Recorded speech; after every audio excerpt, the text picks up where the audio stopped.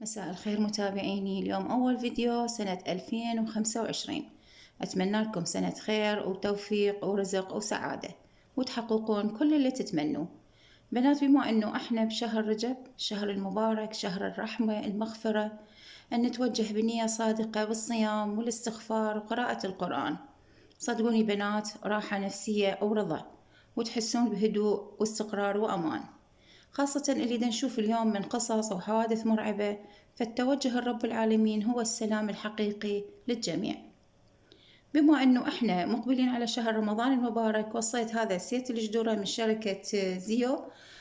بصراحة أنا ما مجربته، بس نوعيته ومتانته كلش عجبتني.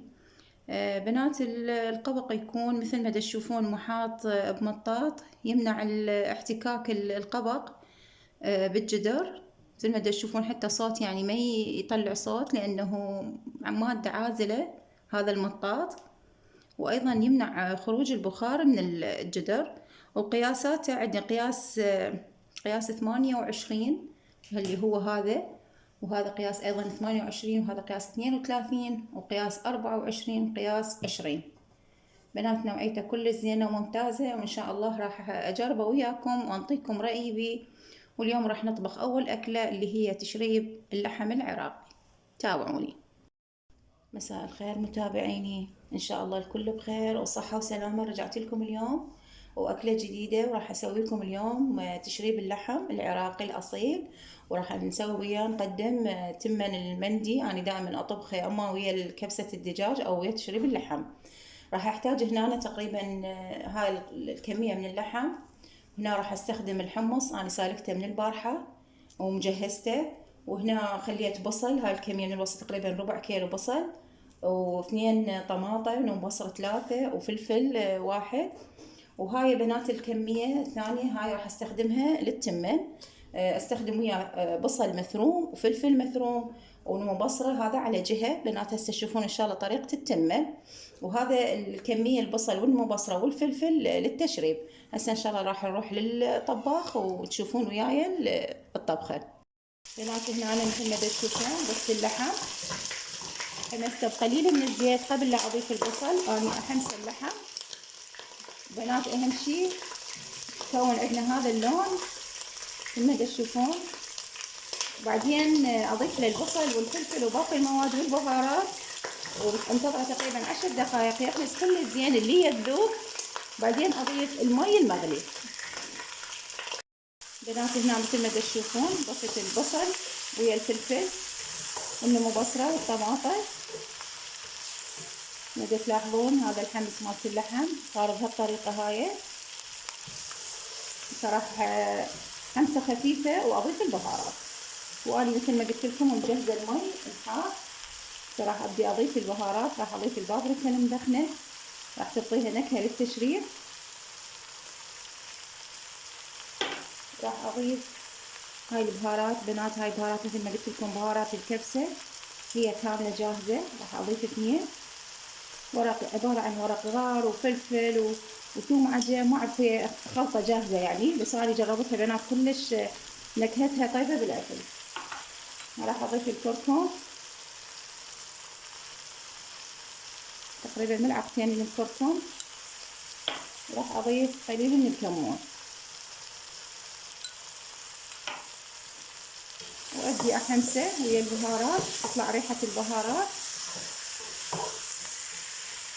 طبعا اكيد هاي الطبخات راح يستفادون منها البنات اللي توهم دا يطبخون، اكيد راح يجربوها ان شاء الله، يطبقوها نفس ما دا اسويها انا بهالشكل هاي.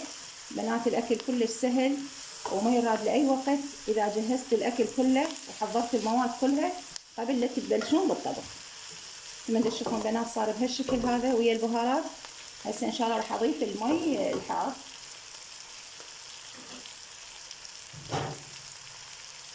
بسم الله.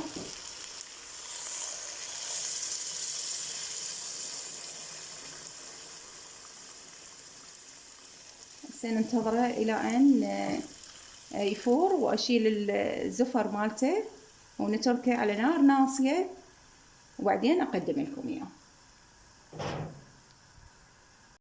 بنات هنا رجعنا راح نسوي لكم التمن. راح اسوي اليوم تطبيق بهالطريقه هاي. انا بالمعتاد اسوي التمن تصفى، بس اليوم راح اسويه تطبيق لانه اريد اسويه بالحالتين، بالتصفى او بالتطبيق. طيب الفيديو انا سويت لكم اياه بالتصفى نفس الطريقه، بس هنا تطبيق يكون طعمه يكون اطيب.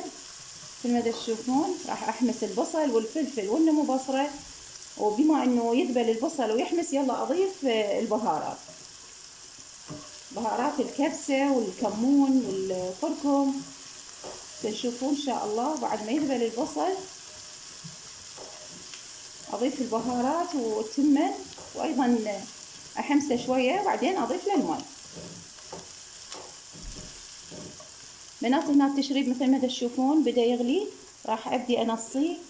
وبنات نهائيا ما اضيف الملح والحمص. الحمص اخر شي قبل لا اطفي الجدر اضيف الحمص لانه مسلوق، والملح ايضا اخر شي يلا اضيف الملح حتى اللحم يستوي بسرعه. ما تشوفون هنا البصل عندي ذبل، راح ابدي اضيف البهارات.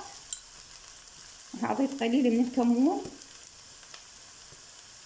بنات انا صراحه استخدم الكمون هوايه. راح اضيف الكركم، واكيد بهارات الكبسه،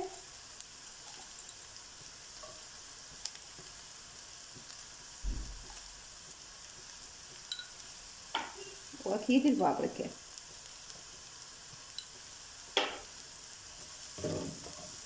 كما تشوفون حمسه خفيفه، واضيف التمن. التمن هنا بنات انا مسويه 3 قلاصات تمن، المي ايضا راح يكون 3. هسه راح تشوفون الطريقه. بنات مثل ما تشوفون ضفت المي، راح اتركه الى ان ينشف المي مالته واهدره، وتشوفون ان شاء الله بالنتيجه النهائيه. يا بنات مثل ما تشوفون تمن نشف، هذا المي كله مثل ما تشوفون. بهالمرحله هاي اني هدرته، راح انتظره تقريبا ربع ساعه واقلبه كل 10 دقائق، اقلبه الى ان انتظره يتهدر. وانتظروني ان شاء الله بطريقه التقديم. هنا رجعت لكم بنهايه الفيديو. مثل ما تشوفون هذا التشريب صار بهالشكل هذا، قدمناه. وهذا التمن المندي اقدمه ويا النمو بصره ويا الفلفل الحار، واكيد الطرش الاحمر اللي سويته بفيديو سابق. ان شاء الله تجربوه بنات ويعجبكم وينال رضاكم. انتظروني بفيديو جديد. مع الف سلامه.